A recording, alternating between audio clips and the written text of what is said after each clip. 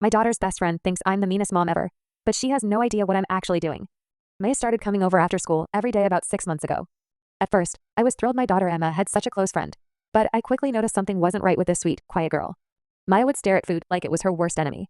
She'd push around whatever snack I offered, taking these tiny, reluctant bites, then throwing the rest away when she thought I wasn't looking. Her clothes kept getting baggier each week, dark circles under her eyes. She looked like she was disappearing. When I asked Emma about it, she said Maya's parents thought she was just being dramatic about food and that she needed to stop being so picky and eat like a normal teenager. That's when I realized Maya had an eating disorder, and her parents were completely clueless. I couldn't directly intervene or call her parents. Maya wasn't my kid, and her parents would probably ban her from our house completely if I brought up their daughter's eating issues. They clearly didn't want to hear it. So I got creative and came up with a plan. I started acting like the strictest, most unreasonable mom on the entire planet. New rule, I announced one day when Maya was overdoing homework. Everyone who enters this kitchen must eat a full snack before leaving. No exceptions whatsoever. Maya looked terrified. I'm not really hungry. Too bad. House rules are house rules. You sit at that table until you finish every bite.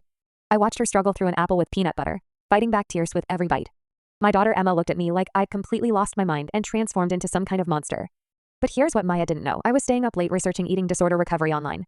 I learned that external structure and forced eating can actually help when the person's brain won't let them make those choices themselves.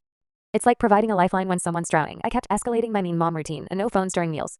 Everyone eats together and talks about their day. If you're here during dinner, you eat dinner. Period.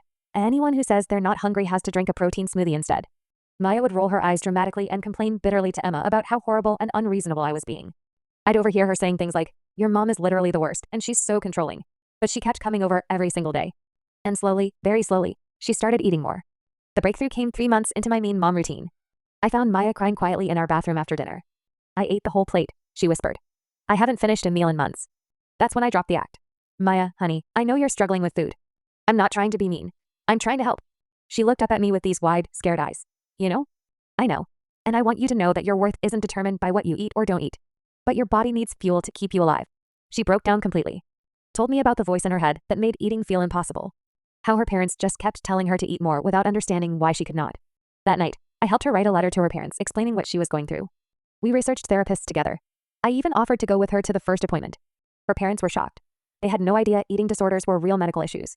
They thought she was just being stubborn. 6 months later, Maya is in therapy doing so much better. She still has hard days, but she knows she's not alone. Last week, she hugged me.